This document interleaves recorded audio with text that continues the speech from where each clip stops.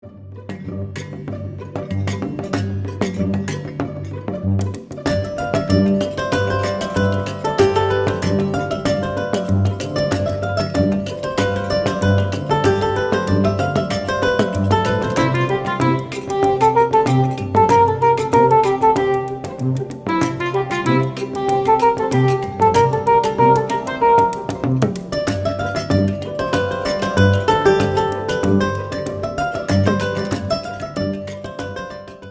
sobre todo muchas gracias a los 4 panelistas que nos acompañan esta tarde para hablarnos del Estado, continuando una mesa que iniciamos esta mañana donde también ese fue tema de las ponencias, de las exposiciones y de los comentarios.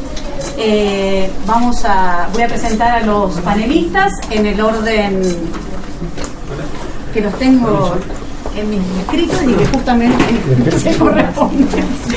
Entonces, en primer lugar voy a presentar a la doctora María Luz González Mezquita, que es doctora en Historia por la Facultad de Geografía e Historia de la Universidad Complutense de Madrid, profesora titular regular en la Universidad Nacional de Mar del Plata en Historia Moderna, directora del Grupo de Investigación en Historia de Europa Moderna, GIEM. Sí. Académica correspondiente de la Real Academia de Historia de Madrid, directora del proyecto de investigación Poder y Cultura Política en España Moderna, las élites y sus prácticas, discursos y representaciones en la fundamentación del sistema de poder, miembro del Centro de Estudios Históricos de la Universidad Nacional de Mar del Plata, directora de Magallánica, revista de Historia Moderna y de la Red de Historia Moderna, miembro del Consejo Asesor de Revistas Hispania Sacra, Pasado Abierto de Historia Universal, evaluadora externa de revistas de la especialidad en comisiones evaluadoras, universidades, Agencia Nacional de Promoción Científica y Tecnológica, CONICET, evaluadora experta en la Agencia Estatal de Investigación y Evaluación Prospectiva de España, integrante de la Comisión de Supervisión Científica del Programa de Doctorado en Historia Moderna por la Universidad Autónoma de Madrid y la Universidad de Cantabria, integrante del Comité de Publicaciones del Instituto Universitario de Historia de Simancas, Universidad de Valladolid. Es la responsable del Coloquio Internacional de Historia Internacional de Historiografía Europea y de la Jornada de Estudios sobre la Modernidad Clásica que tienen lugar en la Universidad Nacional de Mar del Plata cada 2 años. Es autora y editora de libros, capítulos de libros, artículos y ponencias a nivel nacional e internacional sobre temas de cultura política. Profesora invitada en varias instituciones académicas, entre otras, l'École de Ciencias Sociales de París y la Universidad de Viena. A continuación vamos a escuchar...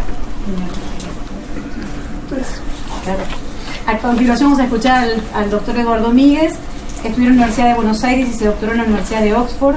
Entre sus obras más importantes están la Historia Económica Argentina, apareció en 2008, El Mundo del Martín Fierro, apareció en 2005, es compilador de un nuevo orden político, provincias y Estado Nacional 1852-1880, apareció en 2010 y que ha sido muy nombrado esta mañana en las exposiciones.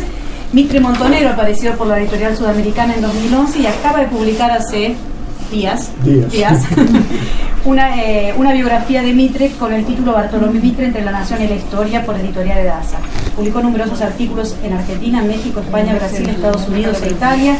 Enseñó en las universidades argentinas en Estados Unidos y España y fue investigador invitado en Inglaterra y Francia. Y es profesor titular de Historia Argentina en la Universidad Nacional de Mar del Plata y la Universidad Nacional del Centro de la Provincia de Buenos Aires, donde también fue vicerrector. A continuación vamos a escuchar a la doctora María Medianegra Padoín, que es graduada en Historia por la Universidad Federal de Santa María, Brasil. Tiene un maestrado en Historia por la Universidad Federal de Paraná, Brasil, y un doctorado en Historia por la Universidad Federal de Río Grande do Sul, Brasil. Es profesora asociada de la Universidad Federal de Santa María.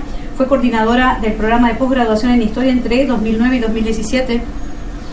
Su área de investigación es Historia, con énfasis en Historia latinoamericana, trabajando principalmente temas relativos al espacio fronterizo platino, historia política y federalismo, y construcción de los estados nacionales e inmigración. También realiza actividades en el área de gestión y evaluación y coordinación de educación superior. Coordina el grupo de investigación del CNPq Historia Platina, Sociedad, Poder e Instituciones, y es coordinadora general como representante de las instituciones brasileras en el Comité de Historia, Regiones y Fronteras de la Asociación de Universidades del Grupo Montevideo AUGM, que hizo posible que Medianegra estuviera hoy acá con nosotros. Y por último, al doctor Germán Soprano, que es doctor en Antropología Social y magíster en Sociología, profesor en Historia, investigador adjunto del CONICET, profesor titular ordinario de la Cátedra Teoría Política de la Facultad de Humanidades y Ciencias de la Educación de la Universidad Nacional de La Plata. También ha sido investigador docente en la Universidad Nacional de General Sarmiento y la Universidad Nacional de Quilmes. Ha estudiado en perspectiva histórica y etnográfica sobre temas políticos peronistas. Sobre políticos peronistas.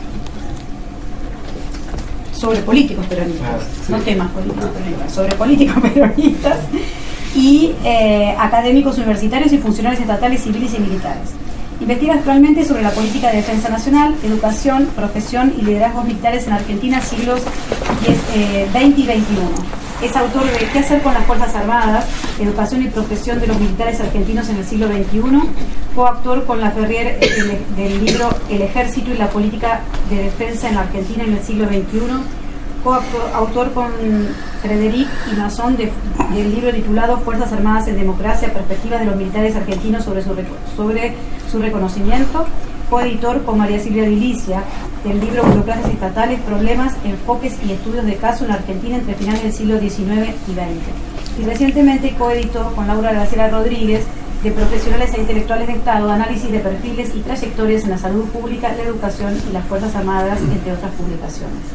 Antes de pasar al panel, quiero agradecer la presencia del vicedecano de la Facultad de Humanidades y secretario de Investigación, que nos acompaña. Además, agradecer en nombre del grupo del siglo XIX la colaboración que la Facultad ha prestado para que, en parte, podamos hacer posible que invitar a estos panelistas y a todas las personas que están participando de las jornadas. Así que, bueno, públicamente agradecerte y, bueno, boa tarde a todos. Então agora vamos falar um pouco em português. Gostaria de agradecer muito, especialmente a Valentina, pelo convite de estar aqui. Estou desde o domingo à noite em Mar del Plata, pela UGM, pela escala docente, né, que é a mobilidade que possibilita os professores, né, das universidades que pertencem à rede, das universidades públicas, a partir da criação do Mercosul, procurarem trabalhar mais próximas, especialmente da constituição de grupos de investigação, né, ou grupos acadêmicos ou núcleos disciplinares. No caso, nós temos um grupo acadêmico que se chama História, Regiões e Fronteiras. Né? Desde 2003 foi criado, com várias ações. Por que eu começo falando sobre isso e agradecendo muito à Universidade de Mar del Plata pela parceria que tem há muito tempo junto com a Universidade Federal de Santa Maria, porque esse grupo começou graças ao Instituto Emílio Ravignani, de Buenos Aires, e o apoio inicial às pesquisas e esse contato de investigadores do Rio Grande do Sul com a Argentina, com a mão do professor Chiaramonte. Né? Então, vários pesquisadores que começavam a fazer recém suas teses, os seus mestrados, os seus doutorados, acabaram formando esse comitê dentro da UGM. Né?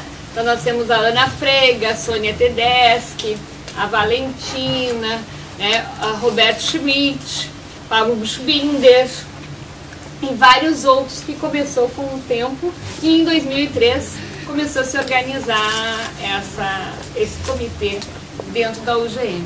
Né? Então eu sempre sou muito grata e digo que às vezes o esforço individual e o trabalho individual, ele, quando é com uma visão do coletivo, ainda mais nas nossas universidades estatais, gera muitos frutos para todos.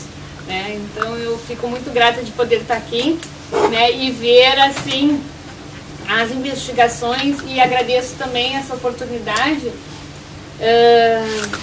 de uma brasileira, numa discussão de um grupo com a maioria com pesquisadores da Argentina. Fico muito feliz, estou aprendendo muito mesmo, agradeço essa oportunidade.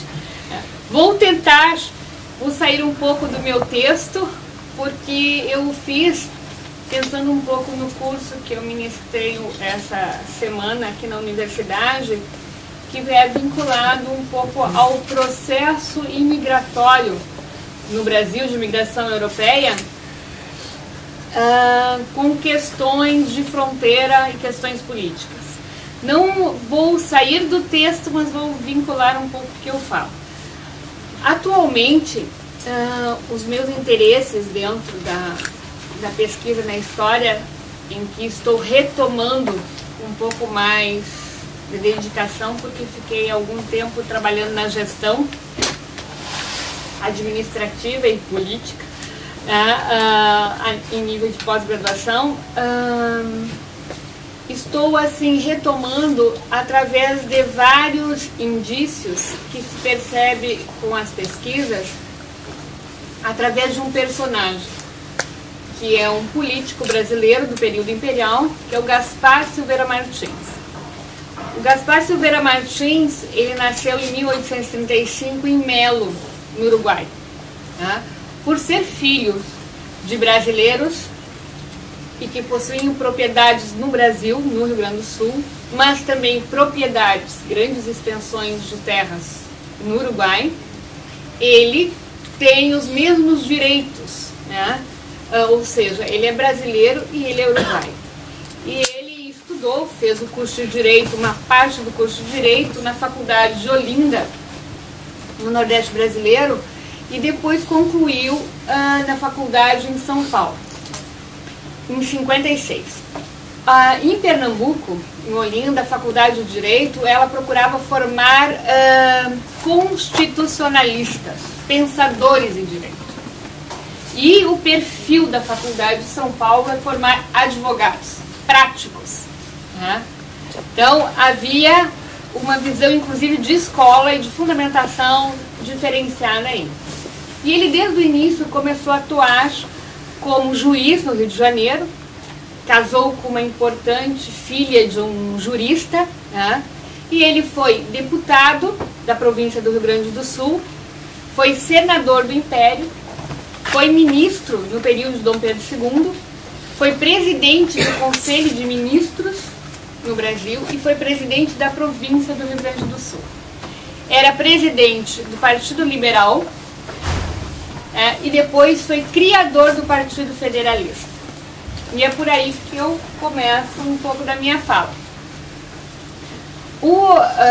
Quando o Brasil se torna independente, em 1822, em 1824, a nossa primeira Constituição outorgada por Dom Pedro I, foi, em 22, organizada uma Assembleia Constituinte. E essa Assembleia Constituinte estava discutindo exatamente não o fim da monarquia, mas a continuação de uma monarquia federalista.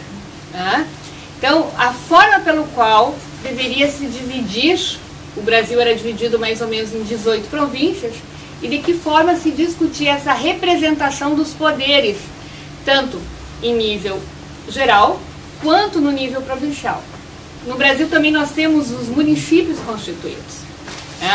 Com isso, com a procura de deixar que a representação política ficasse mais vinculados às províncias, com uma maior peso de descentralização, não foi admitido o trabalho da Assembleia Constituinte, foi feita uma nova carta institucional em que centraliza mais o poder, e o poder é dividido em legislativo, executivo, judiciário e poder moderador. Então, o poder moderador, que nós conhecemos quando todos estudam a história do Brasil, é aquele poder que fica na mão do imperador, mas ele ficou agregado na mão do imperador juntamente com um conselho que o lhe assessorava, que era um conselho de ministros. E esses ministros são a exemplificação do poder também executivo no Brasil. Então nós vamos ter o poder executivo representado em nível geral, no nível da província, com o presidente da província, que é nomeado pelo imperador, e que na maioria das vezes o presidente da província não era natural da província. Principalmente as províncias mais fronteiriças, que tinham mais, ou aquelas que tinham mais contestações ao modelo que estava seguindo, não vai ser, enfim, ali. E nós vamos ter também a questão do poder judiciário, normal criado, mas nós vamos ter a criação nos municípios do juiz de paz. Nós não vamos ter no município o poder executivo em si. Ele é criado bem posteriormente, já no Segundo Império. Né? O município, quem vai estar ali presente é a Câmara Municipal, né? Que vai cuidar dos tributos, da legislação, da administração, mas toda a parte de justiça, de polícia, inclusive com a criação das guardas nacionais em nível provincial, vinculado aos poderes locais, nos municípios, fica vinculado à justiça. Então nós vamos ter uma justiça em nível local e provincial no Rio Grande do Sul, no Brasil, muito vinculada ao exercício do poder e ao fomentar mais ainda o poder local e o poder regional. Né? De certa forma, isso auxilia, explicar de uma forma bem rápida, as relações clientelistas, né? Do poder, depois com a questão do voto e de toda a representação brasileira. Então, com isso, com esse modelo de Estado, nós vamos ter várias contestações por não passar a questão do modelo federalista. Dentre deles, nós vamos ter a Revolução Farroupilha, né? De 1835 a 1845 no Rio Grande do Sul. Nesse movimento federalista, nós vamos ter a presença de alguns elementos italianos, né? Que vieram primeiramente para Montevidéu, foi Oribe que os trouxe para Montevidéu. De Montevidéu, no início dos anos 20, eles vêm para Buenos Aires, né? Dentro de toda aquela política, principalmente do Rivadavia, de incentivo a trazer artistas, cientistas, enfim, vem para Buenos Aires e depois, com o poder de Rosas, eles voltam para o Uruguai e vão para o Rio Grande do Sul. Nesse sentido, nós vamos ver que vários periódicos criados que vão defender ideais liberais, a forma de representação do poder, e alguns ideais também que vão defender um federalismo, vai ter sido publicado em alguns periódicos, né?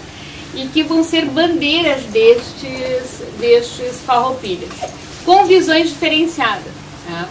Estou falando um pouco disso também em função da mesa de hoje pela manhã. Muito desse federalismo, na maioria das interpretações da historiografia, ele é vinculado a uma propaganda ou um projeto político que defende um separatismo. Ou seja, o Estado, a província, melhor dizendo, do Rio Grande do Sul, por uma consciência de província, queria separar do restante do Brasil e criar um Estado independente. Tá?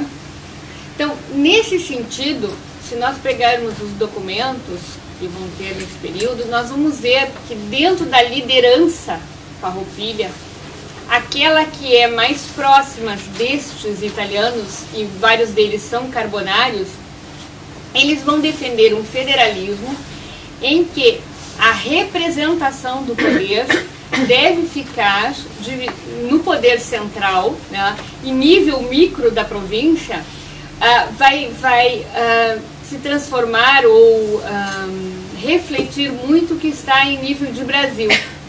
Ou seja, não é contra a monarquia, mas que esse Estado fique vinculado à monarquia, sendo uma república em nível local, mas através de uma liga, de uma aliança ou de um tratado, né, fique vinculada à monarquia brasileira. Ou seja, é uma confederação. Né? Então, não é uma confederação em que se respeite ali, né, esse poder local, mas dentro de uma grande confederação, de uma liga. Então nós vamos ter muito, muito presente isso, e também as discussões de tipo de representação, os usos do direito da gente nessas relações entre o Estado do Rio Grande do Sul e o restante do Brasil. E isso vai ser frutífero, porque nós vamos ter Santa Catarina também se tornando independente, né? No qual uma das lideranças será o próprio Garibaldi, nesse processo de independência de Santa Catarina. Então nós vamos ser também, ou seja, ficarão vinculados todos mas dentro de uma monarquia com esse sentido de uma confederação. E nós temos também, dentro dos farroupilhas, aqueles que levantam a bandeira do federalismo, muito vinculado a apenas uma construção de um Estado brasileiro com uma descentralização administrativa interna, em que os poderes, e principalmente a questão de tributação, fique dividido de forma igualitária dentro de todas as províncias brasileiras, que não fique tão centralizadas as decisões no centro do poder brasileiro, no centro, na questão do imperador. Nesse sentido, nós vamos ter também a bandeira do federalismo modelo Estados Unidos. Um único Estado com uma descentralização em que cada província tem a sua carta constitucional, que tenha uma maior liberdade tributária na arrecadação de impostos, que os impostos fiquem mais próximos de si do que sobre a decisão e administração deste Estado. Nesse sentido, essa revolução, esse movimento, que na época, inclusive, os autores usam esse termo, o Bento Gonçalves e outros usam o termo revolução como um direito contra a tirania do Império Brasileiro. Nesse momento, nós temos 1865, porque em 34 foi feita uma reforma da Constituição brasileira, onde foram criados os poderes legislativos dentro das províncias, as assembleias legislativas. E um dos questionamentos feitos em 34 era que os senadores do Império não fossem vitalícios, era também que o nível de tributação ficasse com maior concentração conforme a arrecadação de cada província. Não se falava nesse momento sobre abolição, não se falava, não se defendia a questão do abolicionismo, porém a forma pelo qual a questão da votação, da participação da votação, eram os eleitores, e os votantes. Quem poderia votar? O liberto poderia votar, Então, aquele que era liberto podia votar, mas não poderia ser eleitor e nem eleito.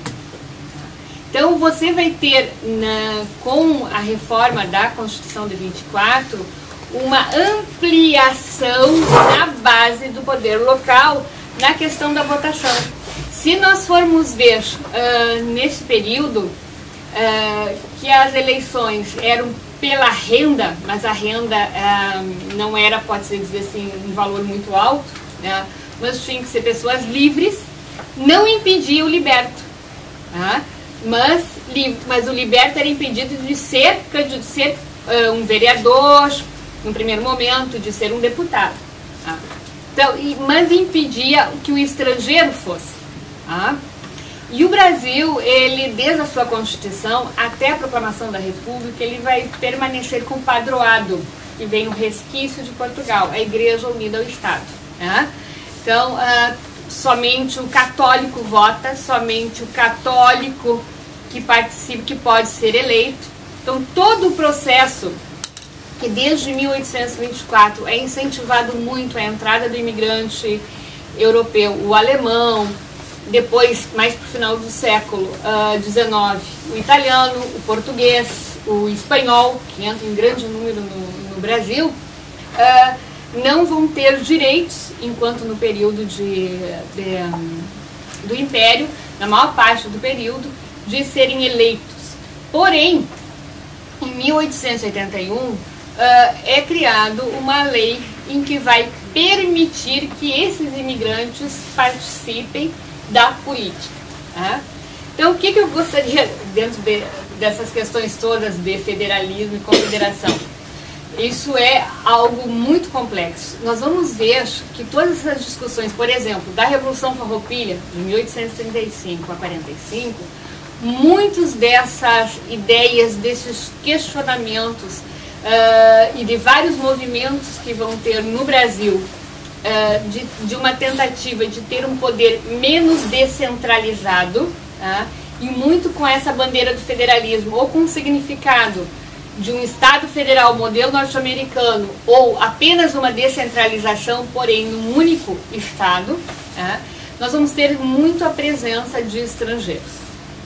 Inclusive, quando nós estudamos o Brasil em 1824, que são contratados que vêm vários imigrantes alemães para o Brasil, para o Rio Grande do Sul especialmente, muitos entram como agricultores, mas eles são soldados, porque era ilegalmente, soldados, pessoas com formação superior, e que nos anos 80 depois serão deputados.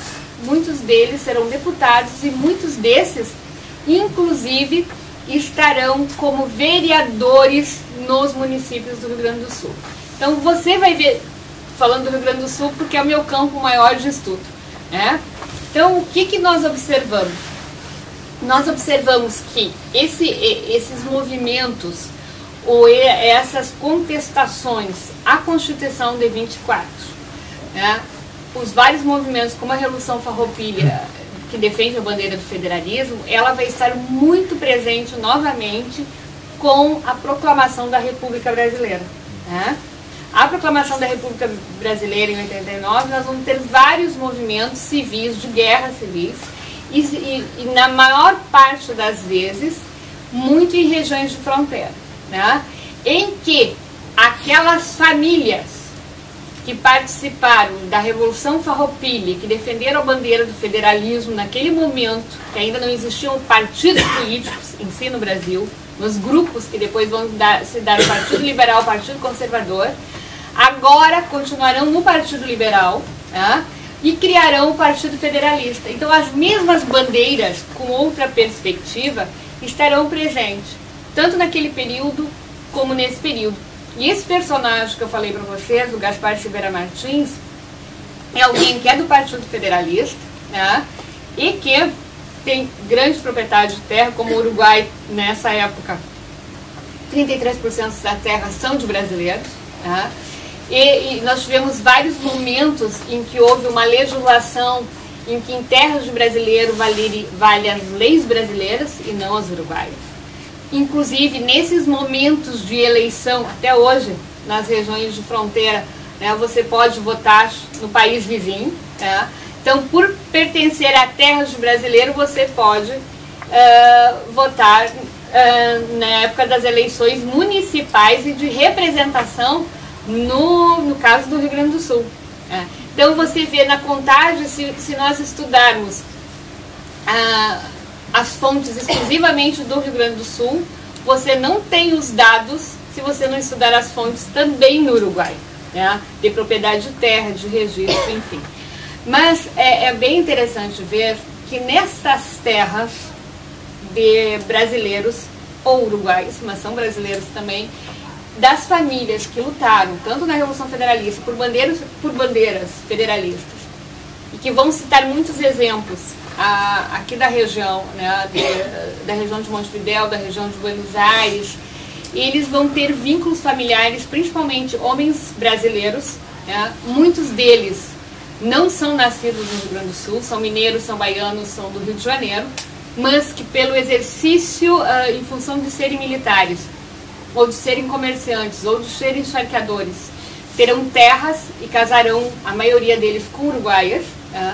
Também terão terras em Corrientes, todo um vínculo familiar e de poder e de rede de apadrinhamento nessas regiões, e que é interessante dizer que nessas regiões também esteve colônia de italianos. Então, o meu estudo agora está sendo em função que alguns desses italianos que vêm nos anos 50 para o norte, para o Uruguai, para Montevidéu, e também uma região do norte do Uruguai, também virão imigrantes não católicos, italianos não católicos, da linha dos valdenses, que num determinado período foram expulsos da Itália, não foram aceitos pela igreja.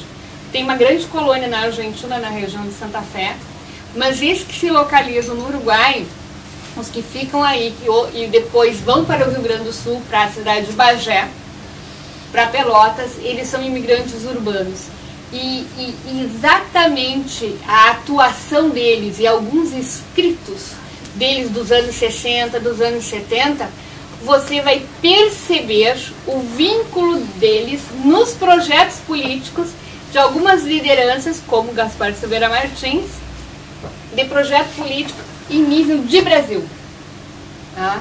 Então, o que eu estou procurando agora? Fazer essa relação e essa identificação se há na formação e esses vínculos dessas perspectivas, dessas comunidades, que foram tanto como os carbonários, porque há interrelação aí desses vínculos. Há alguns estudos em Gênova que trabalham essa relação do prata, mas no Rio Grande do Sul praticamente não existe nada de trabalho. E para mim fechar só, para falar um pouquinho disso, dos meus interesses, do que eu tenho tentando ver nisso, que muitos dos projetos de conto padroado, de um Estado laico, da participação do imigrante, de ter uma perspectiva de que tipo de comércio nessas fronteiras, de uma bandeira, de um federalismo, num sentido de trabalhar muito a questão da forma de representação do poder, principalmente calcado num poder legislativo, você percebe muitas dessas relações, essas leituras e esses vínculos desses personagens que terão uma atuação em nível de Brasil, não só de Rio Grande do Sul, mas que vão partir deste espaço, nesse período de tempo. Né? Então, eu acredito assim, no qual a minha cidade, Santa Maria, tem uma região de colonização italiana que leva o nome Silveira Martins, que por muito tempo se estudou divergências internas por motivos políticos partidários. E hoje, pelas conclusões que nós estamos chegando, o fundo é político religioso. Né? E com esse vínculo direto da questão do Uruguai e desses personagens. Então nós temos um Antônio de Souza Neto, proclamador da República Rio-Grandense, que vai ser um braço do Império que vai auxiliar na fomentação da própria Guerra do Paraguai. Né? Então você vai ter várias...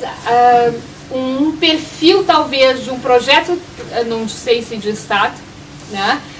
Poderia se dizer assim, não só para o Brasil ou em nível regional, e que talvez esteja articulado muito fortemente uma formação política desses líderes com essa influência europeia que vai se localizar nesse espaço. Então, era isso. Obrigada.